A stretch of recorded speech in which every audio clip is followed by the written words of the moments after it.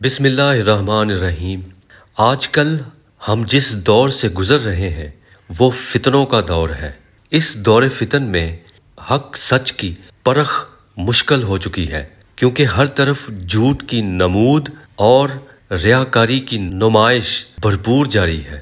نفسیات اور شیطانیت کے اس کثیف شور میں معرفت، طریقت اور حقیقت کی لطیف صدائیں دب کر رہ چکی ہیں۔ وجہ یہ نہیں کہ ان میں دم نہیں، وجہ یہ ہے کہ ان کی سچی حقیقتیں باطن میں پوشیدہ ہوتی ہیں، جن کی تبلیغ خواص کے لیے مخصوص ہوتی ہے۔ اس لیے نظام باطن کی لطیف کیفیات جاننے یا سمجھنے کے لیے اپنی ذات کی کثافت دور کرنا پڑتی ہے، پھر اپنا باطن پاک کرنا پڑتا ہے، پھر پاک بصیرت سے وہ مخفی سچے حقائق سمجھ آتے ہیں جنہیں ظاہر میں اکثر غلط سمجھا جاتا ہے۔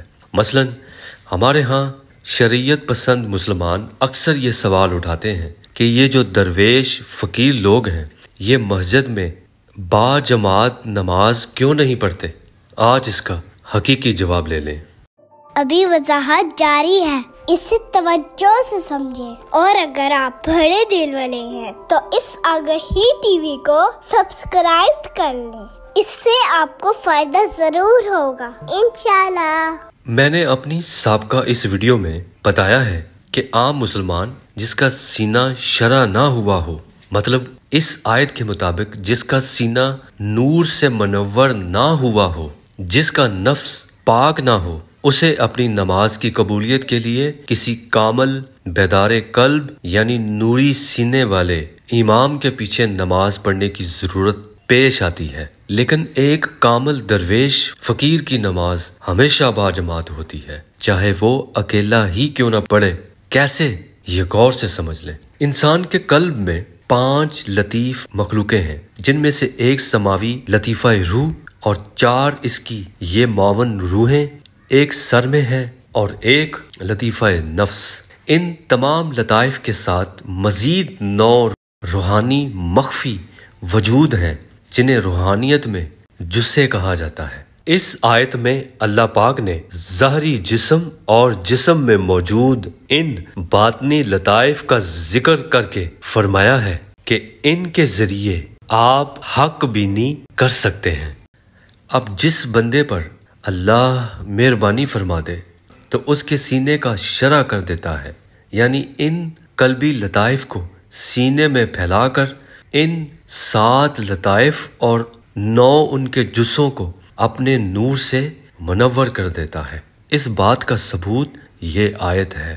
اب ان 16 مخفی مخلوقات کی فطرت اللہ کی فطرت پر قائم ہوتی ہے، اور یہ فطرت الہی یعنی 16 مخلوقات خفتہ حالت میں ہر انسان کو دے کر بھیجی گئی ہیں، جن کو بیدار کروانا اصل بندگی ہے۔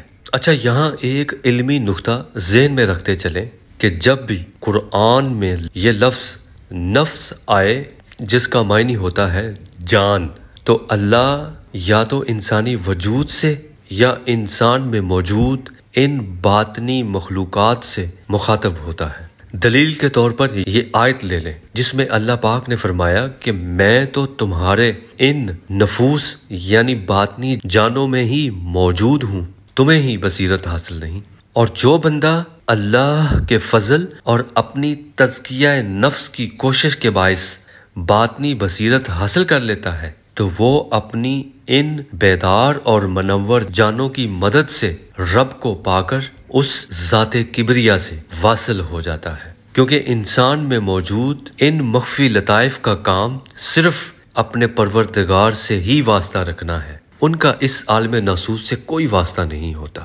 اب آپ آسانی سے سمجھ سکتے ہیں کہ ایک ایسی روحانی نوری شخصیت بظاہر اکیلے نماز بھی پڑھ رہی ہو، لیکن در حقیقت باطن میں وہ نماز با جماعت نماز ہوتی ہے، کیونکہ 7 لطائف، 9 ان کے جثے اور ایک اس بندے کا جسم سب نماز میں محو ہوتے ہیں۔ ایسا کامل درویش یا فقیر نماز کے وقت سو بھی رہا ہو تو اس کی باطنی مخلوقات نماز ادا کر رہی ہوتی ہیں۔ اس موقع پر حضرت سلطان بہو رحمت اللہ علیہ نے فرما رکھا ہے کہ کچھ ستے ہوئے جاگتے ہو، کچھ جاگتے ہوئے ستے ہو۔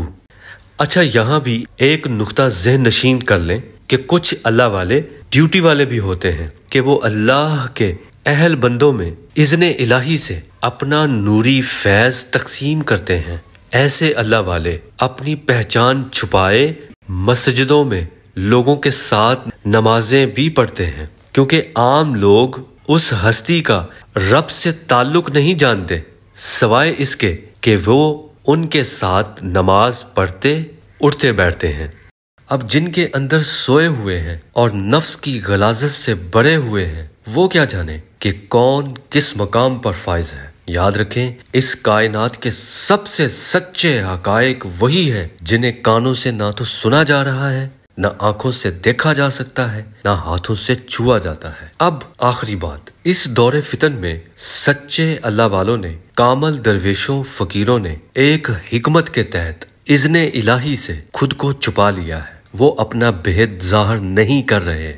اس حقیقت کو جلد کسی ویڈیو میں بیان کروں گا انشاءاللہ۔ اس لیے آج کل شیطان کے پیروکار ملاؤں اور اماموں نے دین کو مختلف فرقوں میں تقسیم کر کے رکھ دیا ہے، اور نفس کی غلاظتوں سے بڑھے ہوئے 2 نمبر درویشوں، جھوٹے ولیوں، مکار پیروں فقیروں نے روحانیت کو بدنام کر رکھا ہے۔ ان میں اکثر نماز نہیں پڑھتے اور یہ کہتے ہیں کہ ہم نے نمازیں پڑھ لی ہیں، ہماری نمازیں ادا ہو چکی ہیں، یا ہماری نمازیں معاف ہو چکی ہیں۔ استغفر اللہ، یہ جھوٹ بولتے ہیں۔ اور ایسے لوگوں کی باطنی مخلوقات پر اللہ پاک نے ہمیشہ کے لیے مہر لگا رکھی ہے۔ یاد رکھیں، نماز کسی صورت معاف نہیں ہے۔ آگہی ٹی وی کے ویڈیوز کو لائک کریں، کمنٹس کریں، شیئر کریں۔ شکریہ۔